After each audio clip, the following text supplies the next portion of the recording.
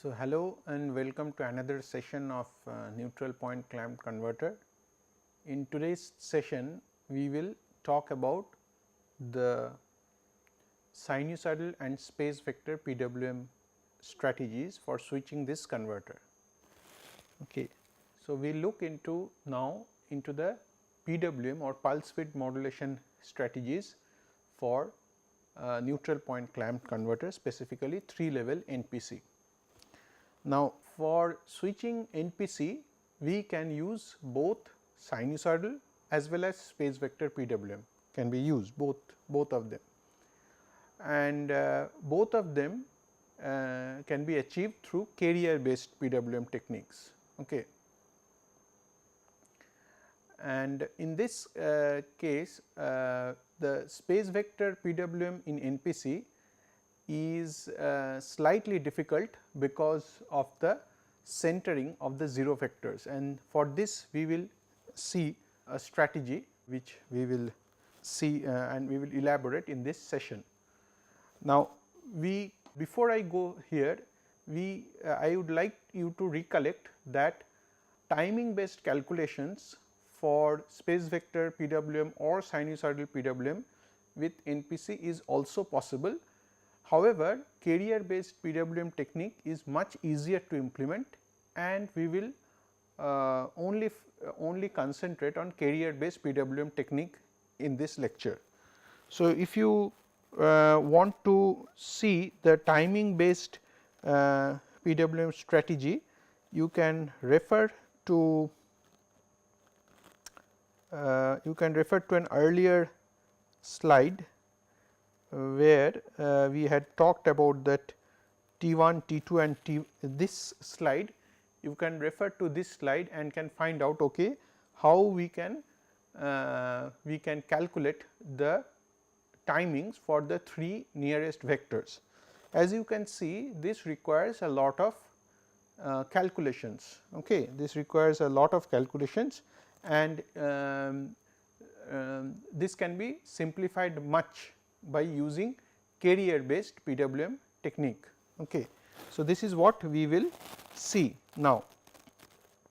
So, at first we will see the sinusoidal PWM strategy. Okay. We will see the sinusoidal PWM strategy, and then we will see the space vector PWM strategy. Now, in sinusoidal PWM strategy for a 3 level NPC, we see that we have a sinusoidal, or we have 3 sets of sinusoidal modulating waveforms and carriers. Okay. Now, both level shift PWM and phase shift PWM can also be used in NPC, 3 level NPC. Since it is a multi-level converter, both these techniques can be used. However, the phase shift PWM means the level shift PWM gives slightly better harmonic performance as compared to phase shift PWM, because sometimes in phase shift PWM the 0 magnitude vector is sometimes switched for certain modulation index, and that is why we will focus on the level shift PWM here. Okay. So, you can see here in this diagram that there are 2 carriers being used, one with a green carrier and one is a pink carrier. Okay.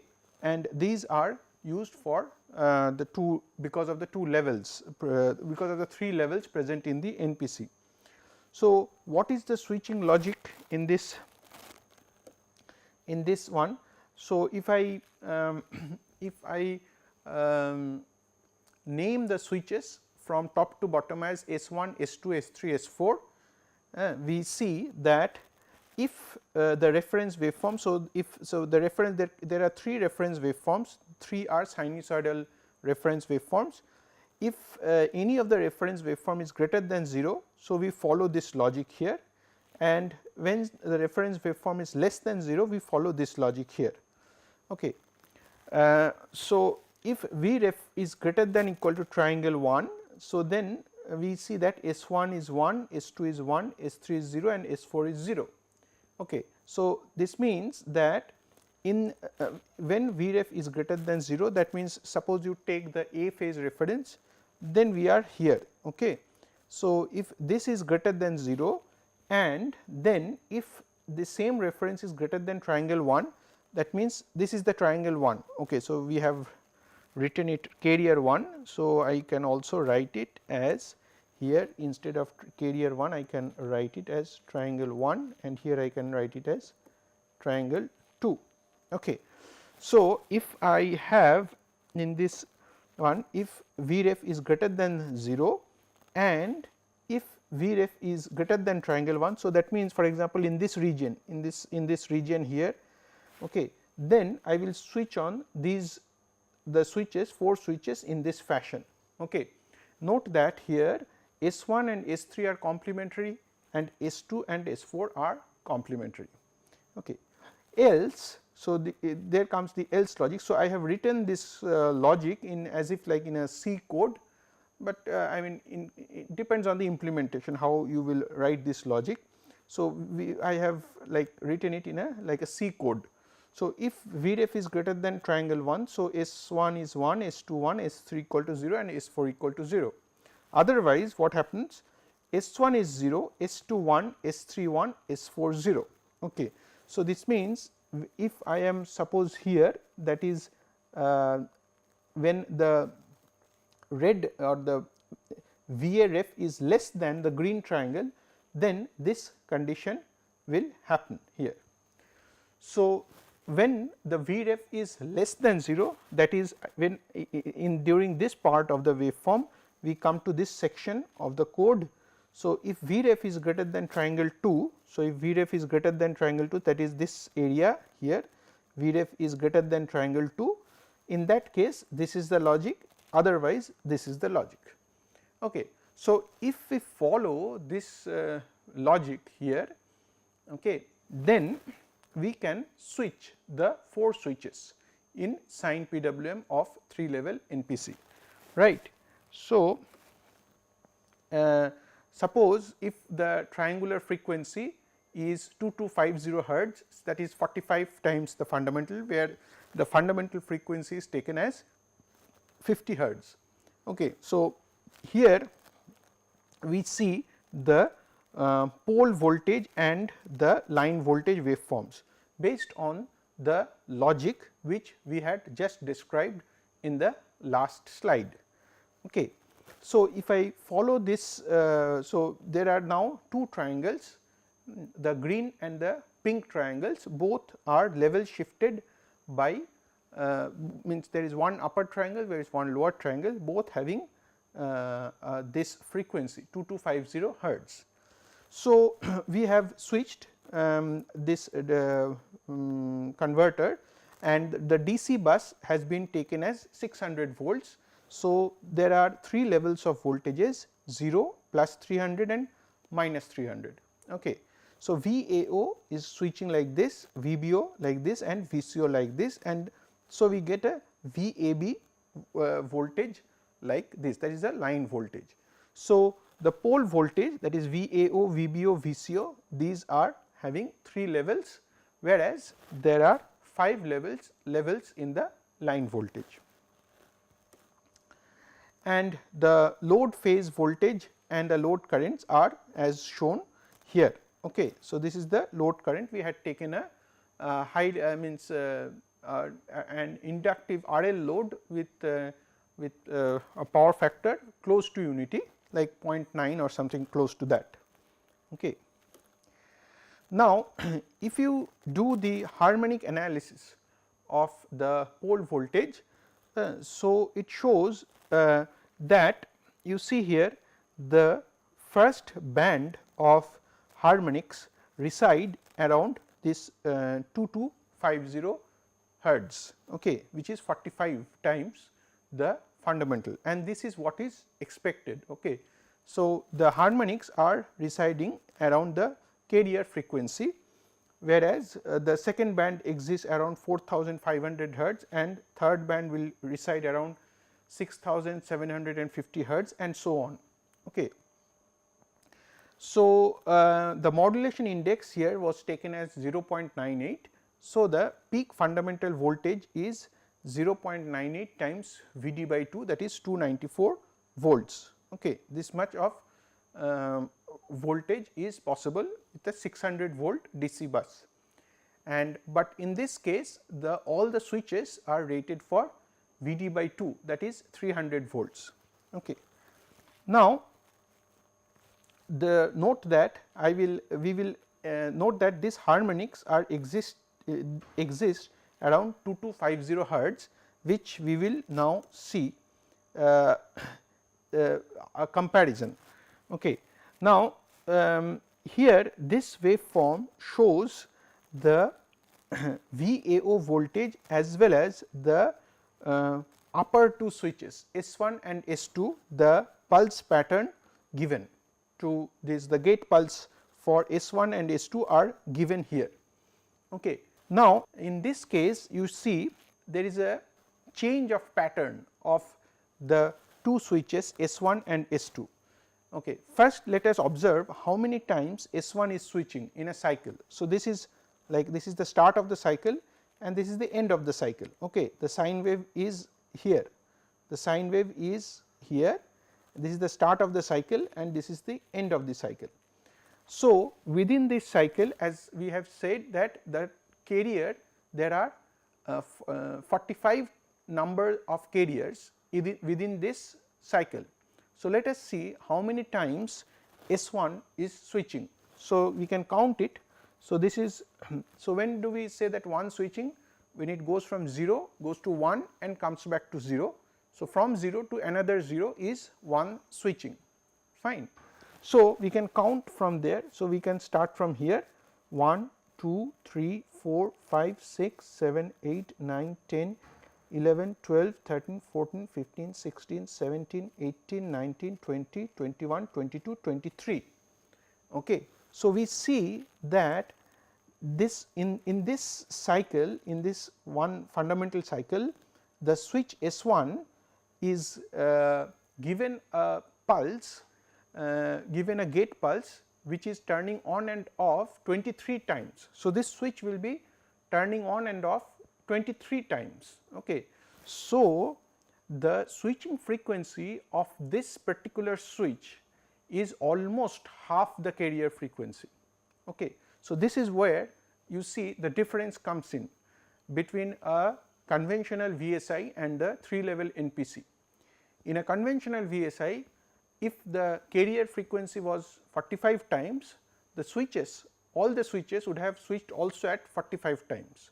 But here the carrier frequency is as 45 times, however, the switch S1 for example is switching only 23 times, that is half. So, this is the advantage that okay, we have a switch, the rating of switch S1, voltage rating of switch S1 is half the DC link and it is also switching at almost half the carrier frequency, right. So, this you see the advantage of S1. Now, similarly, we will also see that S2 will be almost switching, that is 23 times, around 23 times, that is half the carrier frequency. However, note that there is a difference of pattern of S1 and S2. In case of S1, you see that S1 is off here, S1 is also off here, and in between the S1 is turning on and off several times here. On the other hand, you see S2 is off throughout this period. Why it is S2 is on throughout this period, okay, and then it is doing a lot of switching in this portion. Now, why should S2 be on here? S2 should be on because we are trying to produce the plus level here. Okay. In order to produce the plus level, S1 and S2 should, both of them should be turned on at the same time in order to produce the plus level. Whereas, for the 0 level, S1 should be turned off and S2 should be turned on. So, we see that the different patterns of switching exist in switches S1 and S2, and this will create different switching and conduction losses in these devices. Okay. So, if you see here for example, S1, see, because VAO is between 0 and Vd by 2 here, and then it is 0 and minus Vd by 2 here. So, S1 is switching in this position throughout this time, S1 is switching while S2 is fully turned on, because we are taking the plus level here, right, plus 0. So, when we are using the plus, we have to turn on both S1 and S2. So, that is what is happening, S1 is switching continuously while S2 is fully turned on. Okay. Whereas, in this section you see, when we are accessing the minus level, then S1 is fully turned off, because we will not need S1, but S2 will be given pulses here. So, the pulse pattern of S1 and S2 are completely different in one fundamental cycle. Okay. Now, suppose the current, we have a very high modulation index, which is most likely to happen most of the time, and the current is close to unity power factor. Okay. Say current power factor is like 0.9 or something like that, then we can say that the current waveform is probably the current will be here somewhere, okay, 0.9 lagging power factor, the current is here, whereas the fundamental component of the voltage is probably here somewhere. Okay. So, for this condition you can see that S1 is having both switching and conduction taking place during this time, okay, whereas S2 has only conduction losses. Okay. It is fully turned on, so it has only conduction losses S2, whereas S1 has both conduction and switching losses. Okay. So, this actually is going to create more losses in S1 as compared to S2. In general, this is one of the challenge of NPC. In general, we see that for close to unity power factor and high modulation index, the outer switches of NPC is switching much, or the outer switches have losses much more than the inner switches. So, this is an uneven distribution of losses in the converter. This again will require that we have heat sinks of different types for S1 and S2, and subsequently also for S3 and S4, which is kind of like challenging, right. So, we see that for this operating condition, S1 will, or S1, that the outer switch will have more losses as compared to the inner switch. Okay. So, we can also see it here in this diagram. So, we can see therefore, that in NPC the uneven loss distribution in the switches is a challenge, and for which we have other topologies where the loss distribution has been specially taken care of.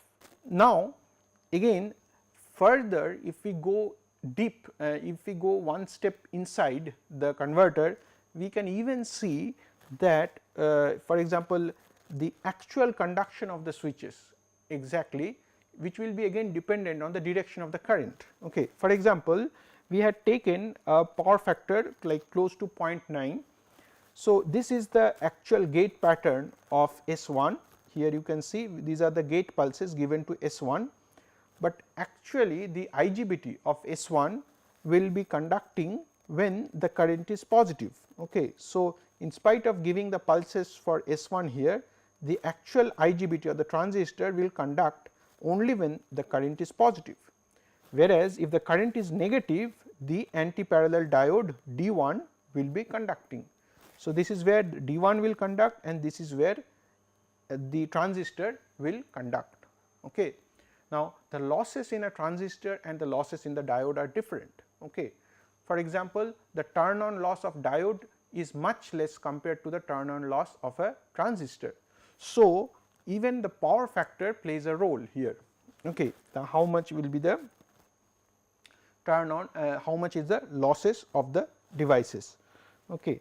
Now, we can also see one more important switching pattern here, okay, by zooming into one carrier. Okay. If we zoom into one carrier, suppose this is where, so if we go back, see the carrier waveform.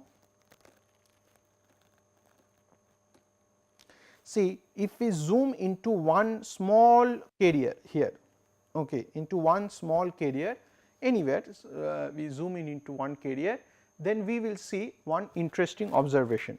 So, what we will observe here?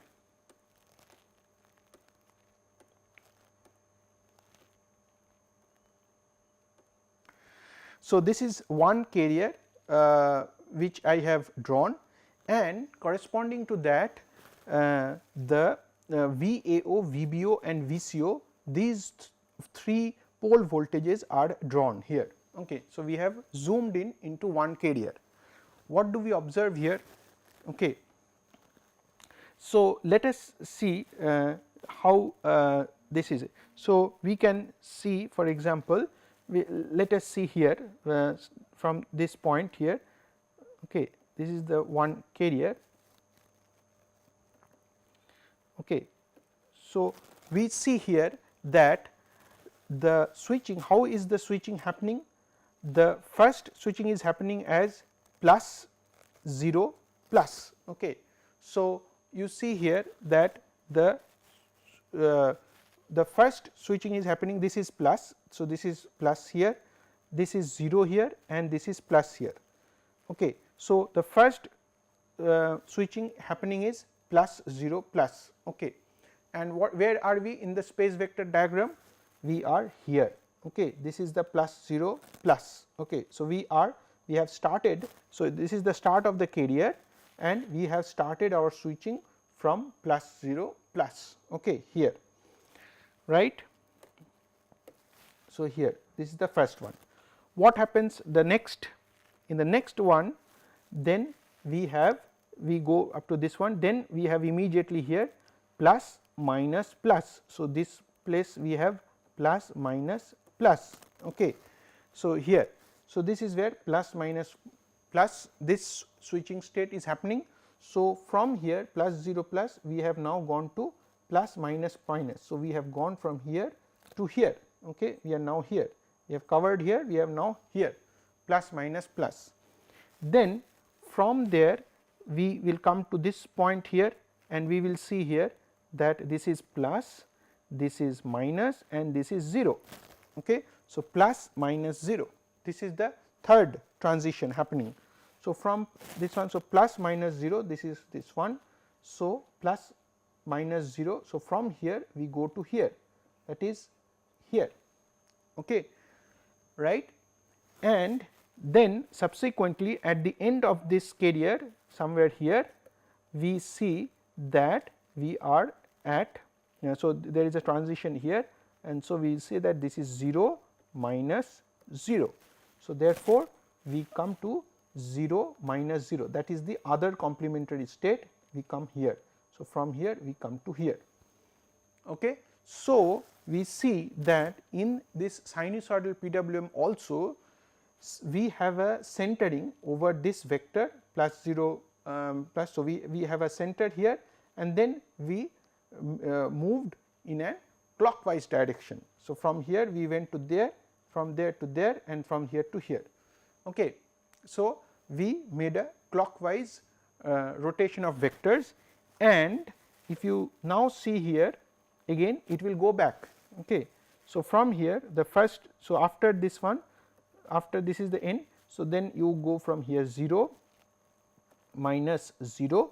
So, we have reached here, now we are going back 0 minus 0, then we go from here, this is again plus minus 0. So, we from this we plus minus 0 we are going back plus minus 0, and so we started from here we went like this, and now we are again coming back plus minus 0, we have come back here. Then we have this state has plus minus plus. So, plus minus minus, that is we are going from here to here, and then ultimately we have this state plus 0 plus. So, plus 0 plus. So, we have gone to here to here. Okay. So, we made a anti-clockwise return. Okay. So, you see here in this particular switching sequence, if we zoom in into one carrier, we can distinctly see how the movement of the space vectors in terms of switching is happening. First we go clockwise and then we go anti-clockwise like that. Okay. So, one way like this and the other way like this. Okay. So, this is very consistent with the space vector PWM strategy that we had also developed earlier for a 2-level converter, but now we are centering our center or pivot vector is here. This is the start and end vector. So, as we said, these are the 6 centers, these are the 6 pivot vectors from which the switching starts, and this is an example of such a switching. Okay. So, you can see that what is I have written, the pivot vectors can be located in the space vector diagram. So, so you will see that the switching and the starting and ending vectors are all starting from these 6 pivot vectors. However, one thing that we must observe here is that the starting and ending vectors are not equal. Okay. As this is the case with sinusoidal PWM, that which is unfortunately sinusoidal PWM is like where the start and end vectors are not equal, and we can see here also, right. So, you see here this is the end vector. Okay. Here is the end vector 0 minus 0, and its duration is much bigger than plus 0 plus. Okay. So, you can see here also the start vector is here, the start vector duration and the end vector duration, they are substantially different. Okay. They are substantially different, and so their durations are not equal, which is the drawback of sinusoidal PWM, and that is why we can think of going into space vector PWM, where we make the start and end vectors equal in duration, equal in time duration. Okay. So, this is the drawback of sinusoidal PWM. So, before I go into space vector PWM, before I would say that instead of using 2 carriers, it is possible to use a single carrier also. Okay. Okay. So, you can see here there are 2 carriers, but you can also have a single carrier, right. So, it is useful while generating the carriers from a DSP, because then we will need one carrier from the DSP. When I use a single carrier, for example, like what I have shown here, single carrier, what we have to do is we have to shift the waveform. Okay. We had seen this thing when using the level shift PWM, we can shift and put the carriers, put the reference waveform inside one carrier. Okay. So, here you can see that this waveform, once it was, because suppose I use only the top carrier. Okay. I have only one carrier, which is the top one. So, what I have to do? So, this waveform was going down 0. So, what I have done here is we will shift this part here. So, I will put this one up, shift this one, so that I can get up to this, and then there is a shift of this, and so this is like this. Okay. And then I will follow the waveform like this. So, this is what this waveform here, this is the waveform after shifting. Okay. So, I shift the whole waveform upward inside one carrier, but I have to remember that I have shifted the carrier. Okay.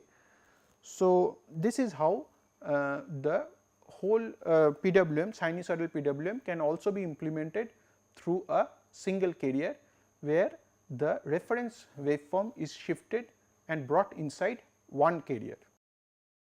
We will now see how we can implement space vector PWM in a 3-level NPC. Okay.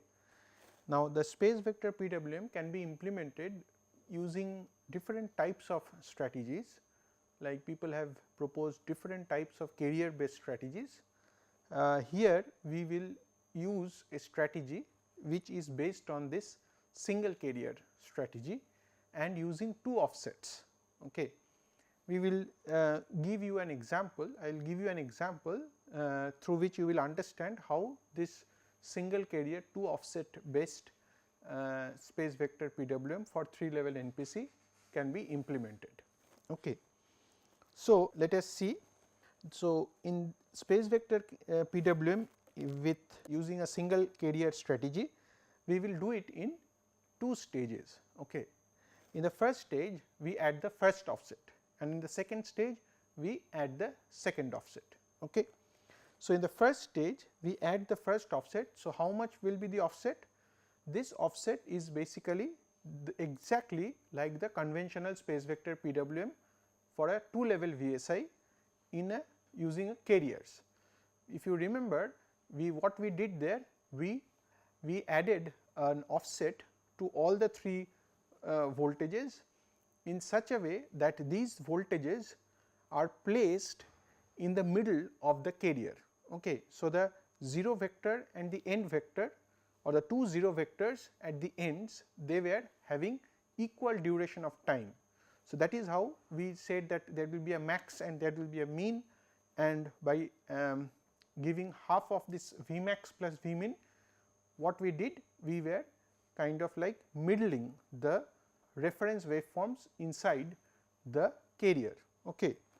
So, if you can go back to those slides for space vector PWM for 2-level converter and can refresh that idea.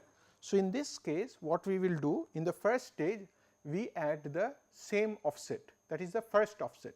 So, we add the first offset to the reference waves to maximize the voltage available from the converter, which is same as like a SV PWM in a 2-level voltage source converter, exactly similar to that. But what comes next is the second stage, where we bring these reference waveforms inside one carrier.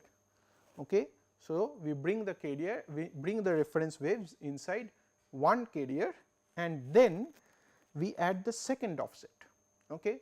Now, what is the purpose of the second offset? The purpose of the second offset is that the reference waves inside this single carrier is now again in the middle of the carrier. Okay. So, this is like again doing the same job once more. Okay. So, we bring all the carriers in the second stage, we bring all the reference waveforms inside one carrier, and then again middle or make sure that the 3 reference waveforms are in the middle of this carrier, so that the start and end vectors are equal in duration. We will see an example and we will understand how this process happens. So, first let us start with this reference sine waves. Okay. This is a sine wave, as you can see here, 3 sine wave references here. We give the first offset. So, what we did in like a conventional voltage source converter, after adding the first offset, which is nothing but this V max and V min divided by 2, so that this is like middle of the carrier. The carrier is not shown here. So, the carrier I can draw for understanding. The carrier is here between +1 and -1. So, the carrier is here, high frequency carrier is here. Okay. The carrier is in fact not shown in this waveform in order to have clarity. So, here are the carriers which is spanning between +1 and -1. Okay, the carrier is here. So, you can see that after adding the first offset, we get a margin here. Okay. This is the additional space. So, the modulation index here is almost close to 1, in fact, I think it was 0.98 or something like that. So, here we get this extra margin, which we have seen that this is the benefit of having space vector PWM, and this margin is almost close to 15%, right. That is why we get 15% more out of the space vector PWM. Now, after we added the first offset, this becomes our reference waveforms. Now, let us bring this inside one carrier. Okay. So, when we put it in one carrier, so the carrier is again spanning here. Okay. This is the one carrier, right. So, this is the one carrier. So, I will remove this one, this was for a 2 level VSI carrier. So, this is the one carrier which is present here between 0 and 1. So, now what we have done is this waveform here we have shifted at places wherever it was negative, wherever it was less than 0. For example, from this to this point the blue waveform is negative, and so we have pushed the blue waveform up, so that the blue waveform is now. So, from here onwards the push has happened. So, the blue waveform is now, you can see it is between 0 and 1, and therefore, it is spanning between one carrier, the single carrier. Okay. We have shifted it up. Now, what happens after we have added after we have brought these waveforms into one carrier, we see that the start and the start and end vectors are not equal. How can we know that? We see here that this distance here, for example, this distance and this distance are not equal. Okay. So, which means that these waveforms are not at the middle of the carrier. So, we have to middle it, we have to bring all these carriers and middle it inside this. So, we have to add the second offset such that all the waveforms are at the middle of the carrier, and that is exactly what I have done here. Okay. In this waveform, if you see, we have added the second offset in this waveform, in the lowermost one here, and what we see here, that at any point of time the distance of the highest waveform and the distance of the lowest waveform from 1 and 0 are equal. That means, we have middled all the waveforms inside the carrier. So, you can see here, for example, you see here this distance from 1 and this distance from 0 are equal. This distance from 1 and this distance from 0 are equal. Any place you take, this distance from 1 and this distance from 0, these are equal.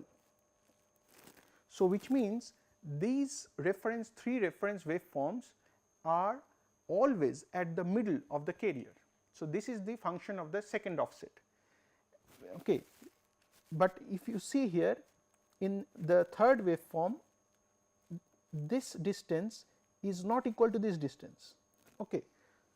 This distance is not equal to this distance. So, therefore, this is the function of the second offset, and by which what we have done is we have ensured that the highest waveform from +1, the highest waveform +1 and the lowest waveform from 0 have the equal magnitudes. The distance from the +1 and distance from 0 are having equal magnitude.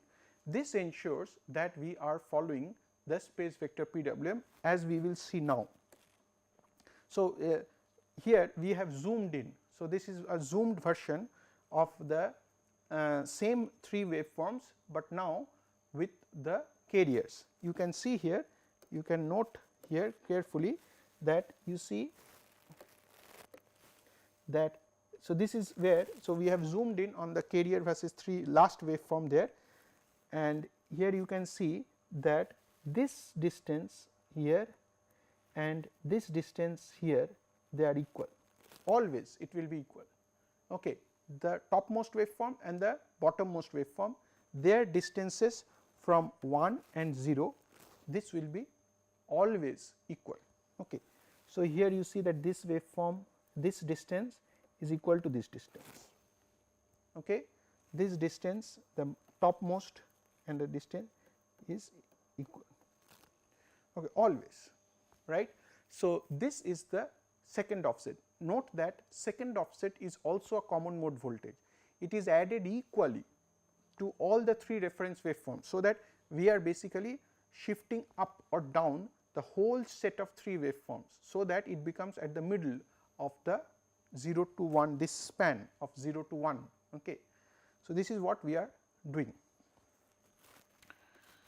So, after we have done this, so we can see the pole voltage and line voltage. Now, we are in the space vector PWM. So, we have done the space vector PWM. So, we have ensured that we will see this now, we will ensure that the start and end vectors in a cycle, in a switching cycle Ts will be of equal duration of time. Okay. That is how space vector PWM is ensured, right. So, here you see the pole voltage and line voltages. So, these are the pole voltages, these are the line voltages. You cannot differentiate much from sine PWM, but when you zoom in into the pole voltage and line voltage, there you will see what is the difference. So, here you see this is a very zoomed view of the pole and line voltages, the same which we had shown in the last slide, and you see here, see this is the start vector, okay, because see here so this is the carrier. So, this is the start vector, then there are 2 intermediate vectors and then there is an end vector. So, what is the start vector? You can see this is plus, this is 0 and this is plus. So, plus 0, plus is the start vector, and then we have 2 vectors here, one is plus, one is minus, and this is plus minus plus, and then you have 0 minus plus, and then you have 0 minus 0. Okay. So, your start and end vectors are plus 0 plus and 0 minus 0, but what is important to note here is that this duration, the start vector, this duration here, this duration is equal to this duration. Okay. These durations are equal. This is what makes space vector PWM. The start and end vectors are of equal duration of time.